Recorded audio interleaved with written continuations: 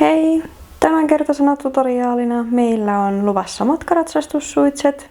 Eli periaatteessa matkaratsastussuitsissa tavallaan yhdistyy riimu ja suitset. Pääasia näissä on se, että ne kuolaimet saa helposti ja nopeasti irti ja sitten tavallaan jää pelkästään sellainen niin sanottu riimuosa hevosen päähän. Pidemmittä puheitta lähdetään suoraan katsomaan, mitä materiaaleja tähän tarvitsee. Tarvitaan se materiaali, mistä aiotaan tehdä ne suitset. Mä ajattelin, että mä voisin tällä kertaa tehdä ne nailonista. Ja mä tein niistä sellaiset kaksiväriset. Eli muuten suitset tulisi tästä kapeammasta sinisestä nailonista, mutta sitten turpahihna ja otsapanta tulisi tuosta mustasta leveämmästä nailonista. Ihan hyvin voi siis käyttää vaikka tekonahkaa tai mitä nyt haluaakaan käyttää. Sitten näitä metalliosia, mitä tarvitaan, niin tietysti tarvitaan kuolaimet. Mä käytän tällä kertaa itse tehtyjä nivelkuolaimia. Ja sitten siihen tavallaan riimuosaan tarvitaan tällaisia vähän isompia rinkuloita. Nämä on noin 19 millisiä. Niitä tarvitaan tosiaan 3 kappaletta. Ja sitten tarvitaan pienempiä rinkuloita. Nämä on jotain 10 millisiä. Niitä tarvitaan 4 kappaletta. Sitten tarvitaan 3 kappaletta pieniä klipsuja, jotka tosiaan tulee niihin suitsiin. Ja sitten 2 isompaa klipsua ohjiin. Ohjista voi myös tehdä kiinteät, eli nämä isommat klipsut ei ole pakolliset. Ja sitten jos haluaa tehdä siitä turpahihnasta säädettävän, niin tarvitaan myös solki. Sitten perusasiat, eli sakset, kuumaliima tai sitten vastaavasti neulalankaa, ompelukone, mitä nyt tykkääkään käyttää. Ja sitten tietysti tarvitaan joko hevonen, jonka päälle ne tehdään, tai sitten mitat suitsia varten. Ja tänään meillä on mallina Jupi. Ja multa löytyy ihan kuolainten tekemisestä tutoriaali. Siinä näytän muun muassa nämä ihan perusnivelkuolaimet, mutta sitten myös esimerkiksi kankikuolaimet näette siinä tutoriaalilla. Mutta lähdetäänpä sitten vaan kasaamaan näitä suitsia. Ja mä aloitan sillä, että mä laitan nämä kuolaimet tänne hevosen suuhun, jotta mä näen paremmin, että mihin kohtaan sitten toi turpahihna pitää tulla. Ja tää turpahihna tehdään siis periaatteessa samalla tavalla kuin riimun turpahihna. Elikkä sivuille tulee rinkulat ja sitten tänne alle tulee rinkula. Mä teen ton alarinkulan vähän eri tavalla kuin yleensä, koska normaalisti mä vaan laitan siis rinkulan tälleen hihnan päähän ja sit siitä seuraava hihna, sit taas rinkula ja seuraava hihna ja niin poispäin. Mutta koska mä teen tästä turpahihnasta säädettävän tällä leuan alla, niin mä tulen laittaa sen yhden rinkulan vähän eri tavalla. Mutta aloitetaan tosiaan tästä turpahihnasta. Eli mä aion tehdä sen tästä mustasta nailonista. Ja aloitetaan ihan sillä, että laitetaan yhden hihnan päähän siis rinkula kiinni. Mä liimaan sen tohon. Siinä on nyt yhden hihnan päässä tosiaan rinkula. Ja siitä tulee tää tavallaan toinen sivurinkula. Ja nyt mä vähän näiden kuolainten avulla katon, että mihinkä kohtaan tää turpahihna pitäisi suunnilleen tulla. Eli se saisi olla vähän täällä kuolainten alla. Vähän hevosen koosta riippuen sen voi laittaa tänne lähemmäs silmiä, mutta jos mä laittaisin sen nyt tällä hevosella tähän kohtaan, niin se on vähän liian lähellä tässä silmiä. Sen takia laitetaan se tänne vähän kuolainten alle. Tohon kohtaan mitataan sitten oikean pituinen tästä. Mä pujotan nyt toisen rinkulan tänne hihnaan, jotta saadaan sitten kiinnittää sekin. Elikkä tulisi tällainen hihnanpätkä, jonka molemmissa päissä olisi tosiaan rinkulat. Ja tää mitataan nyt tähän turvan yli, niin jotta nämä rinkulat jäis kivasti tähän tälleen sivuille. Elikkä tällainen lyhyehkö hihnanpätkä. Ja se siis pitäisi ylettyä tästä hevosen turvan yli, niin että otetaan noi kuolaimet tot pois. Niin että nämä rinkulat tulisi tähän suunnilleen suupielien kohtaan, molemmille sivuille vastakkaisiin kohtiin. Ja sitten tehdään tää alaremmi tänne. Sen voi siis tehdä ihan kiinteänä, mutta mä teen säädettävän, eli laitetaan yhden hihnan päähän solki ja kiinnitetään se siihen solki hihnan päähän. Ja solki tulee sitten aina tältä puolelta tänne hevosen leuan alle. Ja näin. Nyt meillä on tällainen osa. Sitten tarvitaan tälle soljelle vielä vastakappale, eli tämä viimeinen pätkä tähän. Eli taas otetaan hihna ja kiinnitetään se tänne vastapuolen rinkulaan. Elikkä tällainen pala. Sitten vaan laitetaan se tänne hevosen päähän. Elikkä solki tulee tältä puolelta. Ja sitten tää vastakappale tulee tältä puolelta. Mä pujotan tämän pään täältä soljesta läpi. Ja sit mä vaan mittaan tän oikean pituiseksi täältä ja lyhennän sen. Eli mä jätän siihen joku tämän verran häntää. Mä jätän vielä vähän ekstraa, koska mun pitää sitten vielä siistiä tämä pää. Yleensä mä tässä vaiheessa leikkaan tästä päästä sellaisen kolmion. Mutta koska tää on nailonia, niin se lähtee purkautumaan, niin mä leikkaan ton pään sitten vasta, kun mä menen polttamaan nämä nailonin päät. Eli siinä olisi tää niin turpahihna-osa. Seuraavaksi mä otan sitten tätä sinistä nailonia, josta tehdään niin tää pään ympäri menevä hihna. Meillä tulisi ihan normi poski-niskahihna nimenomaan tästä turparemmin rinkulasta. Ja sitten meidän pitäisi laittaa tällainen pieni rinkula tähän kohtaan, johon me saadaan sitten se niin kuin kuolaimilta tuleva poskiremmi kiinnitettyä. Eli tuolta tulisi tollainen lyhyehkö pätkä tältä rinkulalta. Ja sitten tää kuolainten kiinnitysrinkula tulee johonkin tähän kohtaan. Tehdään vaikka tää NS-kuolainten kiinnitysrinkula hihna nyt ensin. Eli mä laitan tähän sinisen hihnan päähän tällaisen pienemmän rinkulan kiinni. Ja nyt mun pitää vähän mitata, että mihinkäs kohtaan nämä kuolaimet tulee. Eli ne ylettyis näin pitkälle. Ja koska mun pitää sitten kuolaimilta tulla sellainen lyhyehkö hihna tänne, niin mä vähän hahmottelen. Eli tossa olisi kuolain, sit siitä tulisi lyhyt hihna, jossa päässä on toi klipsu. Ja sit se kiinnittyisi tähän rinkulaan. Ja sitten pitää vielä jättää otsapannalle tähän tilaa. Nää on nyt keppihevosia, niin tästä hihnasta tulee vähän lyhyempi tietysti, mitä se niinku oikean hevosen suitsissa on. Niin tää rinkula tulee nyt vähän tänne niinku taaemmas. Sen vois vaikka laittaa johonkin tohon silmän puoliväliin. Niin sitten tähän jää tällainen ihan pieni pätkä, johon tulisi tota hihnaa. Eli joo, mitataanpas nyt sitten, että rinkula tulee tuohon noin silmän puoliväliin. Sitten laitetaan hihna täältä korvien takaa ja toiselle puolelle sitten samaan kohtaan. Mitattais toi rinkula, eli tuosta kohtaa. Ja sitten niin, että se tulisi täällä toisella puolella myös tismalleen vastakkaiseen kohtaan, eli suunnilleen silmän puoliväliin. Ja kiinnitetään siihen rinkula. Eli meillä on tällainen hihnanpätkä, jossa molemmissa päissä on nyt nämä pienet rinkulat. Ja se tulisi siis täältä korvien takaa niin kuin molemmille sivuille. Ja nyt voidaan ottaa hetkeksi nuo kuolaimet taas tuolta pois, kun on mitattu. Sitten tehdään tää niin kuin turpahihnalta tuleva, eli taas uusi pätkä hihnaa. Ja kiinnitetään se tähän turpahihnan rinkulaan ja lähtemään tänne päin. Tälleen. Eli se lähtee tänne taaksepäin sitten. Ja otetaan tää hihna ja laitetaan se täältä korvien takaa. Ja sitten tää hihna, joka justiin lisättiin, niin se pitää kiinnittää tähän niinku rinkulan alapuolelle, tähän samaan hihnaan.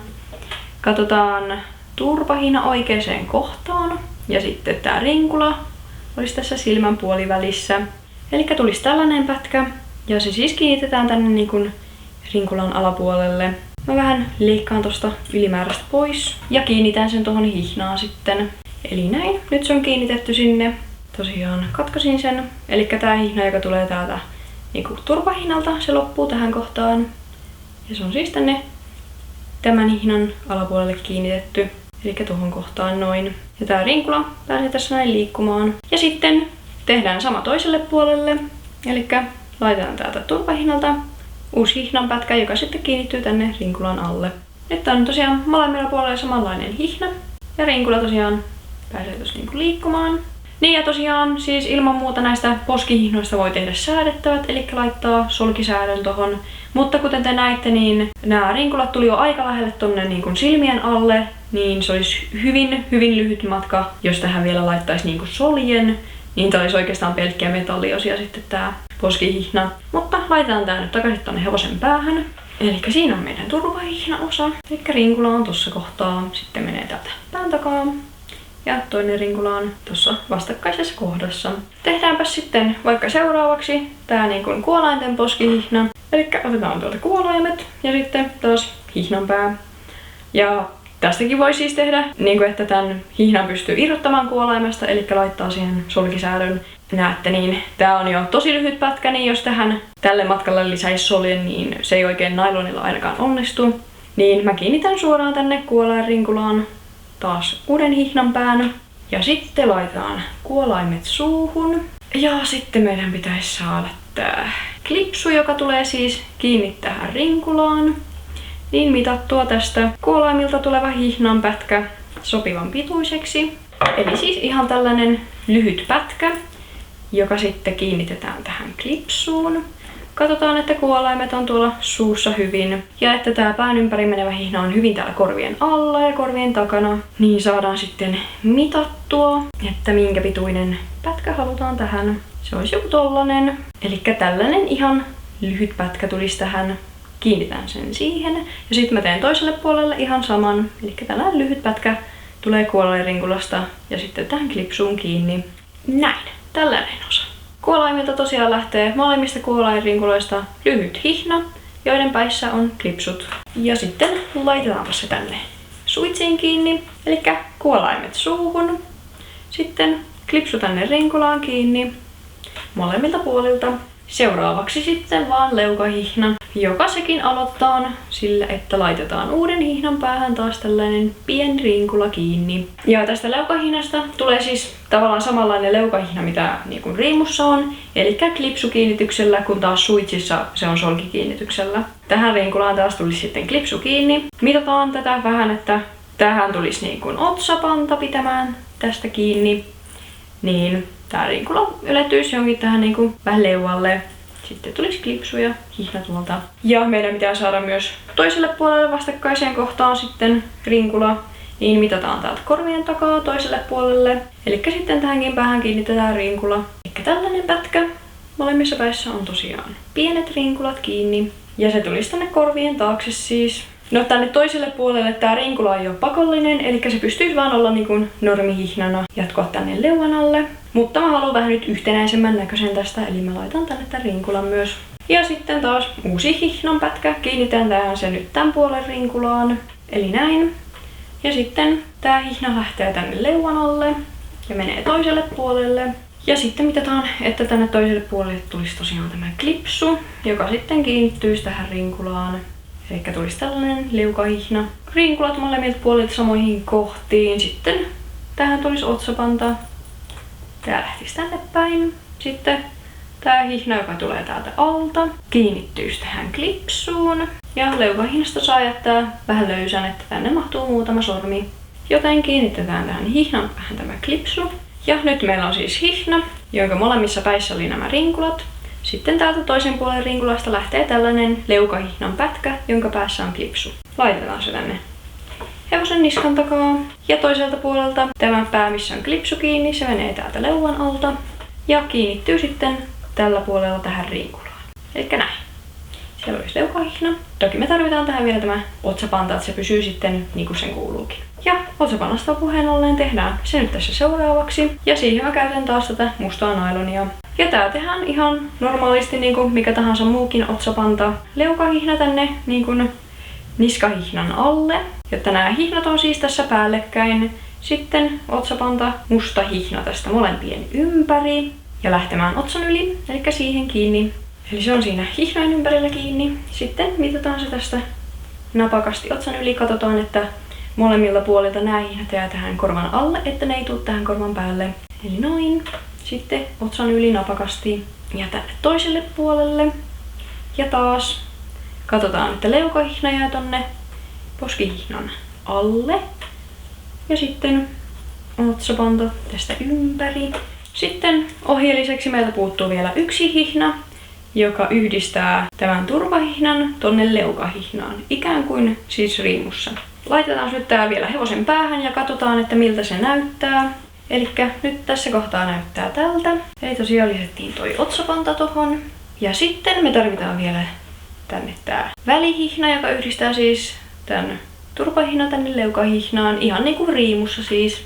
Sitten kun näistä suitsista otetaan nämä kuolaimet irti, niin hevoselle pitäisi jäädä tällainen niin sanottu riimuosa päähän. Ja kuten nyt nähdään, niin tää turvahihna pääsisi niin liikkumaan tällä ja samaten leukahihna pääsisi liikkumaan. Niin me tarvitaan tosiaan tänne se välihihna, joka yhdistää nämä.